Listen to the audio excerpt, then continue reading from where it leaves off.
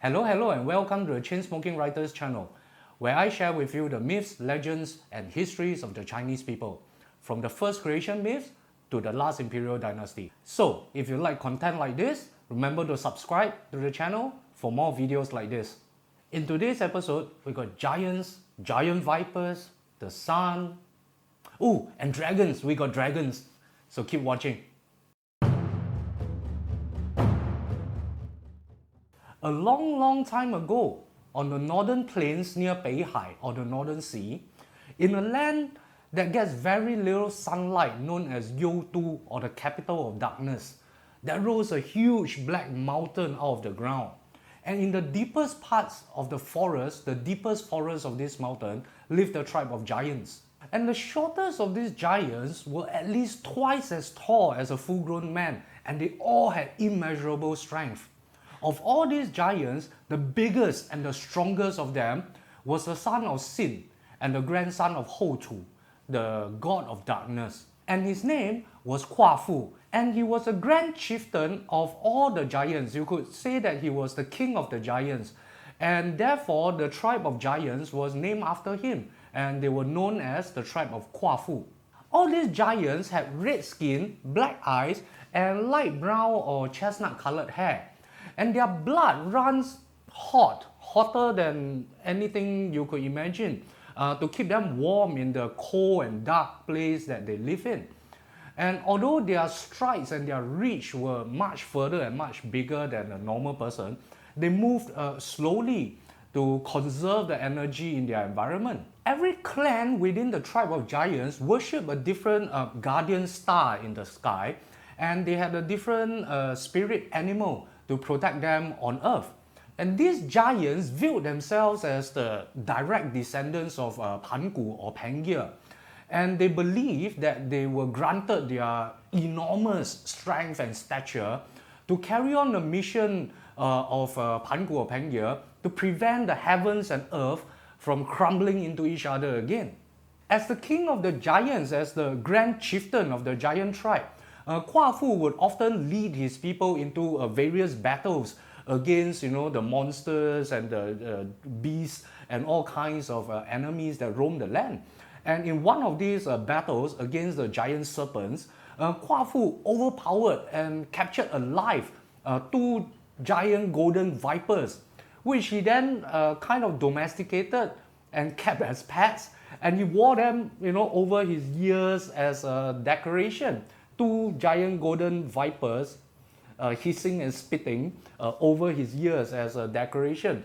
So yeah, that fella is OG, man. OG AF, man. Yeah. But although Kuafu was a fierce warrior and a respected fighter on the battlefields, he was a very simple and curious person by nature.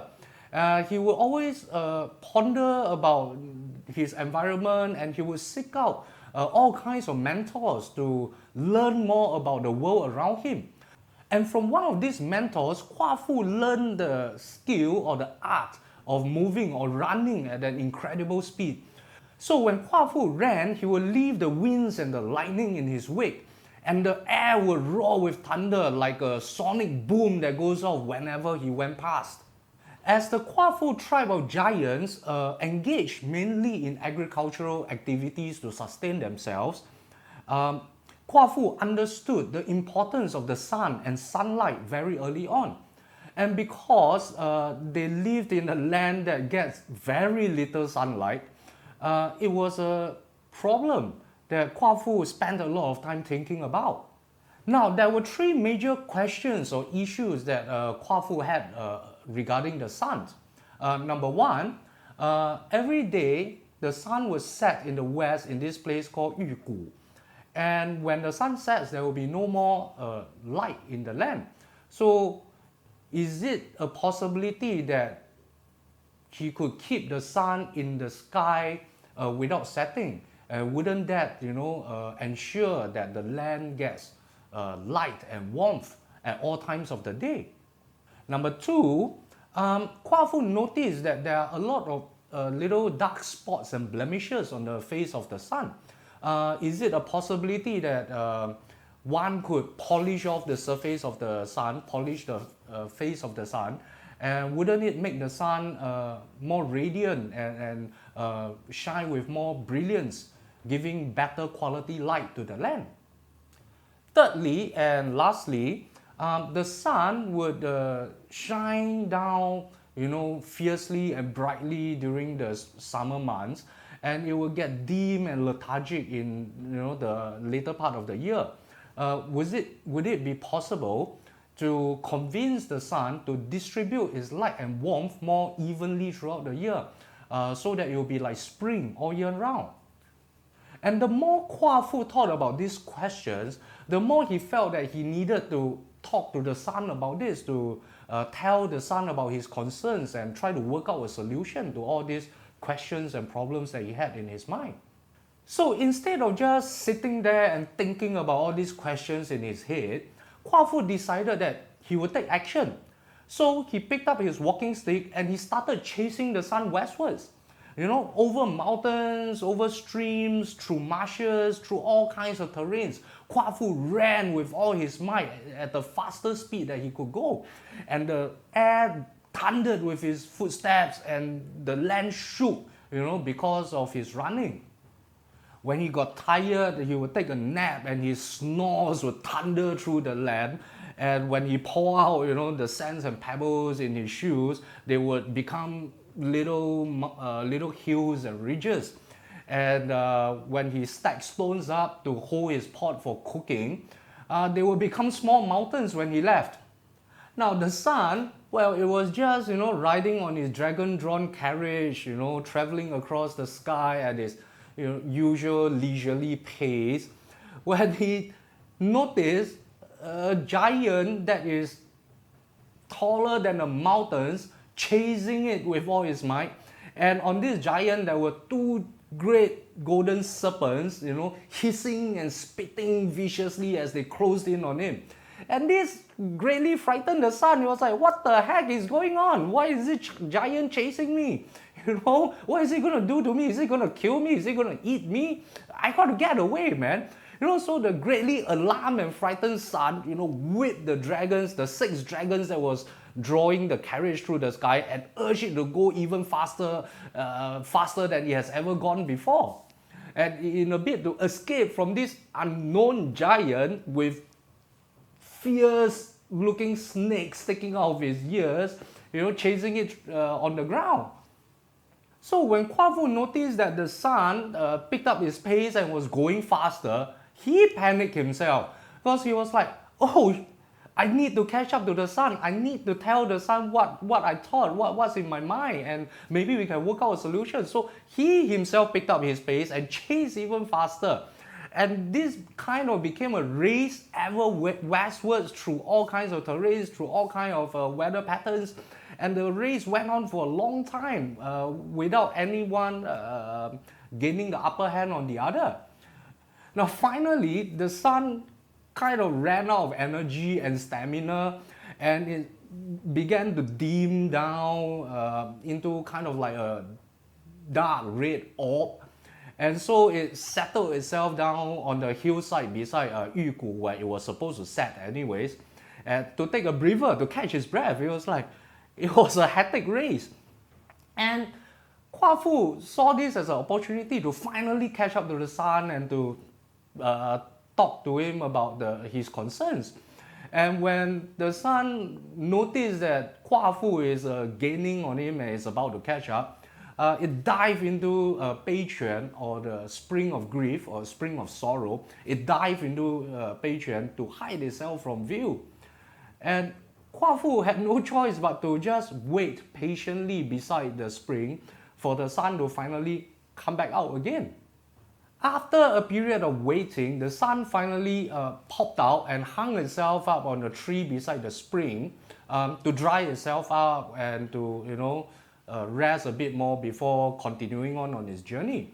And Kuafu saw this as the best opportunity. So he quietly and stealthily snuck around the spring to get behind the sun. And just as the sun got onto his dragon-drawn carriage to move off, Kuafu leapt out with a roar, and using his walking stick, he hooked the back of the carriage and pulled it towards himself with all his might. The obviously startled and very frightened son had no choice but to unleash 6 of his dragons on Kuafu.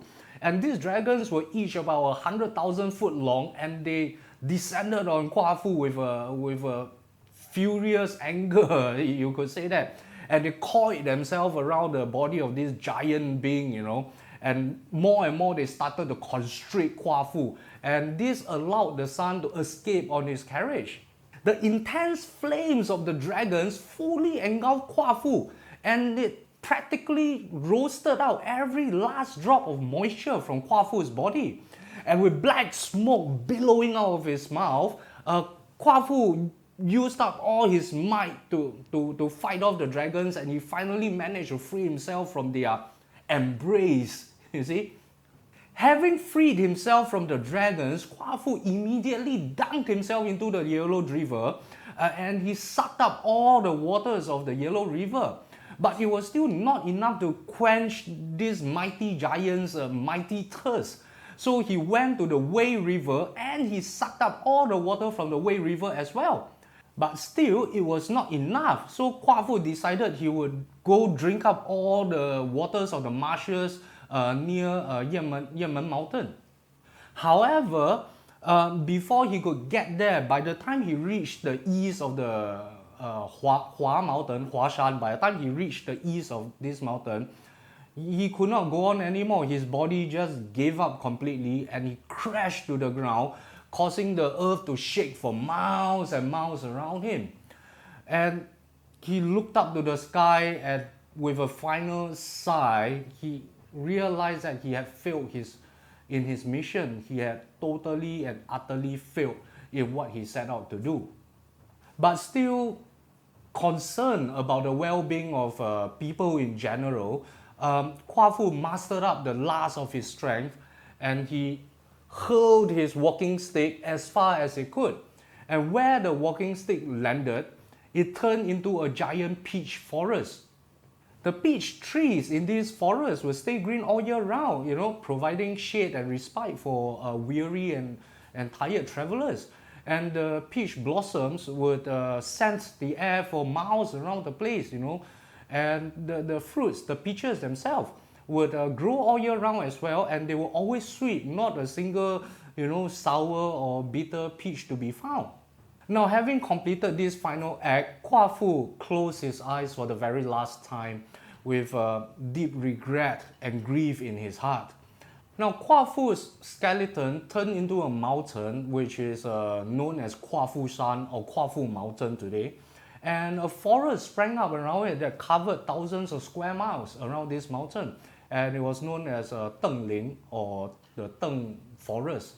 And it is assumed that this forest would have been near the northern borders of the old Chu kingdom during the Warring States period. So I presume it will be somewhere around the Yangtze River region, around there, if it's to be believed. Yeah.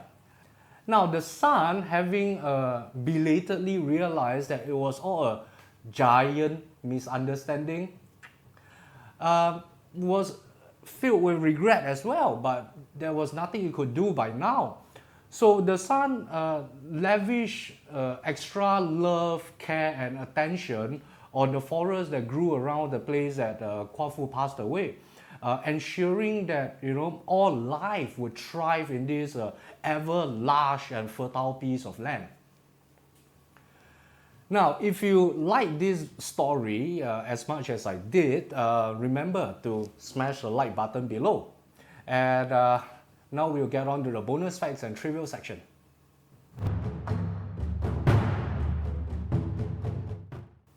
Now, the story of Kuafu chasing the sun westward would most probably be the recollection of the early people's experience in their migration towards the great northwest of what is today's China.